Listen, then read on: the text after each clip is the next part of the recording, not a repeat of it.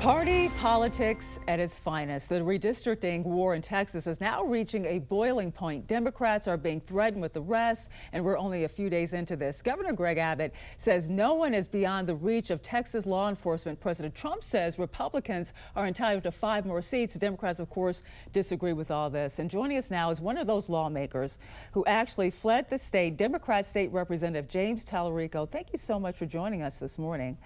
I know you're in the middle of a lot of upheaval right here. Now, where exactly are you at right now?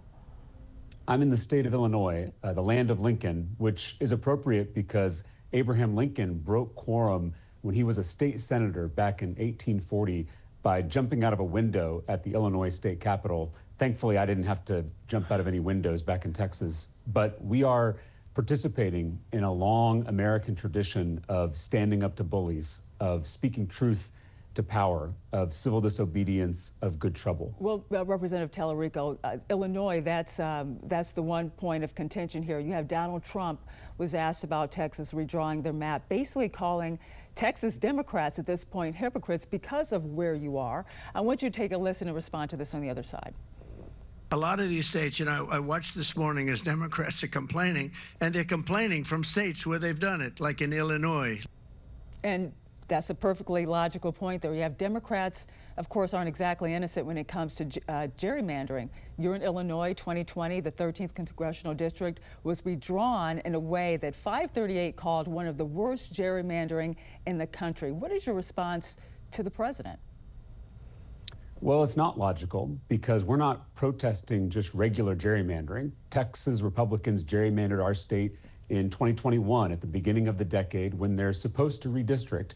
I voted against that rigged map, but I didn't break quorum. I'm breaking quorum with my colleagues now because Trump asked those same Republicans in Texas to redraw those Texas maps in the middle of the decade to give him 5 more seats so that he doesn't have to face accountability from the voters in the midterm elections because his policies have been so deeply unpopular. That's why this is different. And yes, gerrymandering is a problem in both political parties, in red states and blue states alike. It's wrong in all instances. It's why I've filed a bill in the Texas legislature to create a citizen-led, independent redistricting process so we can get the politics out of redistricting. But again, what's happening in Texas is at a whole nother level because it's at the request of the most powerful man in the country, and it's happening in the middle of the decade. It's kind of like 2 teams coming out of the locker room at halftime, and the team that's ahead says they want to change the rules in the second half to stay ahead. It's cheating, plain and simple, and Texans don't like cheaters. Well, here's the deal. Since you're in Illinois, you're not able to vote on other issues. And one issue that's very close to a lot of residents in Texas is when it comes to flood relief and other things like that. By leaving the state, by breaking this quorum, do you think you could, and also in other ways, be hurting some of the residents of Texas because you can't vote on some of these other issues? Well, the one who's hurting the people of Texas is Governor Abbott, because my colleagues and I showed up at the first day of this special legislative session 2 weeks ago, and we begged our Republican colleagues to prioritize flood victims and their families and disaster mitigation, and they refused to do so. In fact, they put those flood relief bills at the end of the agenda after this redistricting power grab, basically as leverage to try to get us to allow them to rig the upcoming 2026 elections. And so this is cynical politics at its worst, using flood victims, using a tragedy to do Donald Trump's bidding, to play politics. It's why people are fed up with politics as usual. And so we have called on Governor Abbott, we've called on our Republican colleagues to prioritize those flood victims. Let's get it done. Let's work across the aisle. Let's not play politics with these families. Well, what about some harsh rhetoric coming from your side of the aisle? You have Gene Wu, the chair of the Texas House Democratic Caucus, basically called redistricting plan turbocharged racism, according to Reuters. And then you have Governor Greg Abbott, who says that's bogus. We have a small clip from Greg Abbott talking about this and how these districts would be divided up. Let's listen to that. 4 of the 5 districts we're drawing, they're going to be Hispanic districts. They happen to be Hispanic Republican districts. Now, what is your take on that, especially when you look at the demographics in Texas right now? You have the Texas Tribune saying that in some cases, you're seeing the numbers, where Hispanic Texans are even a larger population than some white Texans. Abbott said it's not about race, but about making it more fair, according to him. Well, I would say that the maps that they drew in 2021 are their maps.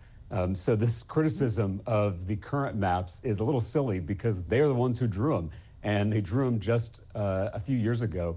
And so it's pretty clear what's happening. And Donald Trump has said it on the record, on camera, that they're doing this to get him 5 more seats because he feels like he's entitled to those seats. And I just have a fundamental disagreement with that because no politician is entitled to any seat. These seats don't belong to us. They don't belong to Donald Trump. They belong to the people. And those people in Texas and across the country, they have a God-given right to elect the representatives of their choice in free and fair elections. And it's clear that what they're doing here is diluting the power of the people to be able to hold Donald Trump accountable. And so they're going to draw these districts into crazy shapes to guarantee the outcome they want. And that's cheating, plain and simple. And Texans don't like cheating in sports. We don't like cheating in our personal lives. And we certainly don't like cheating in politics. Well, we did see what looked like a crazy shape in Illinois. But when it comes to Ken Paxton, they are coming after you when it comes to wanting to arrest some of these Democrats. You have Ken Paxton open the door to getting the FBI involved, saying this right here. And we have a quote from Ken Paxton. "I'm in full support of using every possible method to secure a quorum and hold lawless Democratic lawmakers accountable for abandoning Texas." This is going back to not voting on things, including involving federal authorities and the FBI. How far are you going to take this fight? I mean, at this point, the FBI coming after you, possibly. How far are you going to take this? Well, it's pretty rich for the most corrupt attorney general in the country to call someone else lawless, especially when we Texas Democrats are using a tool that is protected in our state constitution. Breaking quorum is something we are allowed to do in our state constitution. It's how the minority can check the majority when they overreach, when they attempt to cheat and rig the system in their favor. And so we're going to do what we have to do to protect our constituents and fight for the people of Texas. We're not just fighting for Democrats, we're fighting for independents and Republicans too, because everyone deserves fair maps, fair representation, and fair elections. That's what we're here to do. And I didn't swear an oath to Donald Trump or Greg Abbott or Ken Paxton. I swore an oath to the Constitution, and I swore that oath to God. And I plan on fulfilling that oath regardless of what consequences may come. But listen, here's the deal, and this is the bottom line. We know that both Republicans and Democrats have used gerrymandering or redistricting to their advantage for decades. This is not new. So what is this belief? You kind of described it a little bit earlier about why it's different in Texas, but we have seen this for decades, this play out with redistricting.